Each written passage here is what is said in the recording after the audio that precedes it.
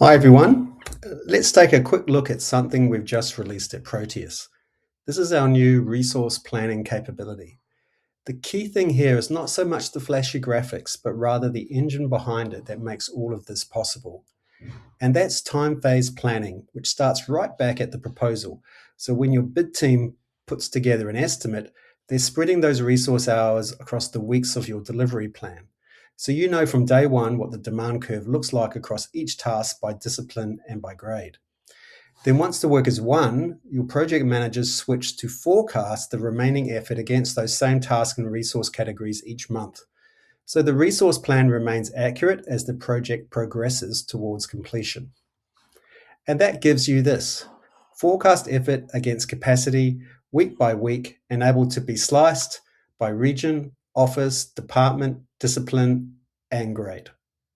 And a utilization trend down the bottom here, which shows the forecast hours as a percentage of capacity for the entire organization. We didn't stop there though. We also wanted to allow you to interrogate utilization week at an individual worker level. So moving to the worker detail tab, the heat map here gives you an easy way to identify who's busy or overloaded and who has capacity to take on more. And now the part I really like, and that's the pipeline overlay. In this graph below here, navy is your forecast hours by week for your active projects. Now let's add the weighted pipeline to see how that changes the picture.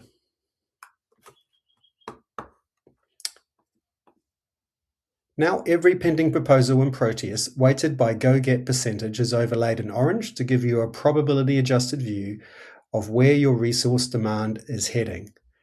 And now the really cool stuff, because in the heat map view, you can flick between a baseline view, which shows just the forecasted hours, which is this one here, and an adjusted view with the overlay, and a delta, which shows you just the overlay on its own.